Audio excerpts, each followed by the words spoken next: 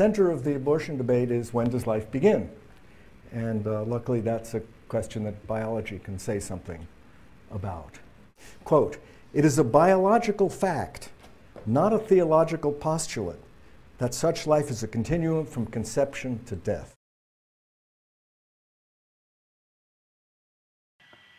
At 4 weeks, the developing embryo has a beating heart and brain. At 8 weeks, the fetus has eyes, ears, the tip of a nose, and a tongue. All of its major organs are formed but underdeveloped, and the fetus begins to move. At 16 weeks, the fetus has fingerprints. It's common for them to suck their thumbs, and the girls have all of the eggs they will have for the rest of their lives. At 20 weeks, the fetus can hear. It has emotions that cause it to smile and to frown. At 28 weeks, the fetus responds to light and has coordinated body movements. If born now, the fetus has a great chance of survival.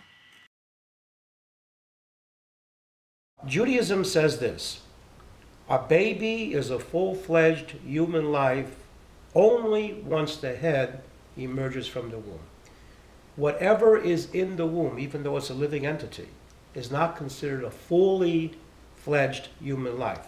It's considered a partial life. So the question then becomes is whether or not abortion is considered murder, even though it's only a partial life. The Jewish point of view is generally no, that you're not allowed to do it even if it's a partial life, because a partial life is a life. It's not a full life, but it's a partial life. As a Lutheran Christian, we believe that the beginning of life starts at conception. When life begins, we find in the scriptures that God says that in the womb I knew you, for you were fearfully and wonderfully made. And when we talk about life, we talk about it from a scriptural point of view, and we say that life is at its beginning, at the start, in the uterus. How do you interpret taking away liberty without due process, which implies you can't take it away with due process? What kinds of liberties are the important ones? The right of privacy, whether it be founded in the 14th Amendment's concept of personal liberty as we feel it is, or in the district court's as the district court determined, the 9th Amendment is broad enough to encompass a woman's decision whether or not to terminate her pregnancy. Judaism believes, first and foremost, that a woman has free choice over her body. And that's an important principle to begin with, that a woman does have that ability, as a man does, to make decisions about their own body. However, Judaism does also suggest that there are limits to that choice, which means that a woman, just like a man, does not have the right to commit murder.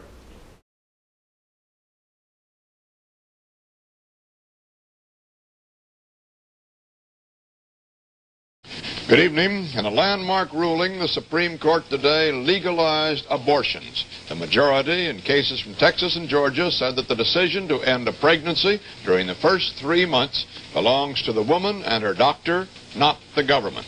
Thus, the anti-abortion laws of 46 states were rendered unconstitutional. More on this story from George Herman. In 2 related cases and 8 separate opinions, the 9 justices made abortion largely a private matter and ordered the states to make no laws forbidding it, except possibly during the final months. Only in the final stages of pregnancy may states intervene and say no to abortion. The court's decision, written by Justice Blackmun, thus sets limits on the right to abortion on demand. One limit is the time when doctors believe the fetus may be able to survive outside the mother's womb. So they came up with a compromise on the meaning of liberty, the notion of viability. You have a fundamental right to have an abortion, pre-viability. Viability is the place beyond which you no longer have an automatic right of abortion. That's the place where it is said the government's interests outweigh the mother. In the old days, they used to die, gosh, at 32 weeks. Now they can live. We've had babies born as early as 27 weeks. As Nancy Faduk was explaining, the age of viability continues to move earlier and earlier. Baby Kenya King, born in Plantation, Florida, is one of the earliest born survivors at 20 weeks. As the age of viability grows younger and younger, many argue that viability is not a measure of when life begins, but rather a measure of the sophistication of life support technology surrounding the baby. However, the idea that viability aims to define the beginning of life as 20 weeks is actually a misconception. Instead, the concept exists as, in our opinion, the most effective way we have to reconcile the conflicting rights of the pregnant woman and her unborn child. This leads us to the first conclusion of our thesis.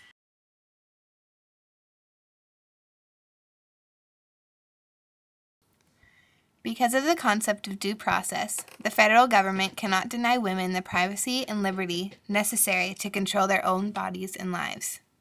However, at the point of viability, the baby is no longer an extension of the mother's body or life. It has a body and potentially a life of its own, and the federal government must not let this life be terminated. Therefore, unlike Roe v. Wade, which called upon the states to regulate late-term abortions, we propose that late-term abortions be banned at the federal level. Planned Parenthood v. Casey of 1992 upheld Roe v. Wade, but many states continued in their attempts to restrict and ban abortions. On the federal level, the Partial Birth Abortion Ban Act of 2003 was passed to ban a certain procedure, but not all types of late-term abortions.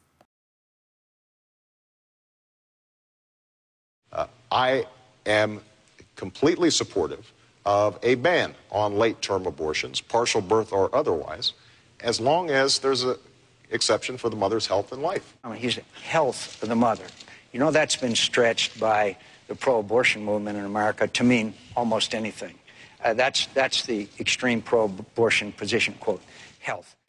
As a new surge of pro-lifers all across the country are pushing for more restrictions and bans by states, and even a constitutional amendment banning abortion throughout the country, we must compromise by banning late-term abortions with only one exception, when the life of the mother is in danger.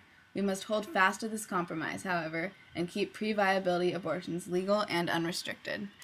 Now, we recognize that 90% of abortions happen pre-viability, so our compromise still allows for frequent, unrestricted abortion. This was a difficult decision to come to. After all of our research, we both became more and more against abortion. But we've discovered that it is possible to be anti-abortion and pro-choice. That is also being pro-choice. It is a decision by a woman to carry a pregnancy to term, means we support that decision, that choice. We support the right to make a private decision about abortion in the first 5 months, but this does not mean that we support the practice itself. 4 in 10 unwanted pregnancies end in abortion. 1.37 million abortions are performed in America every year. Unwanted pregnancy is the real issue that faces our country. And this is the issue that we all can agree on striving to solve.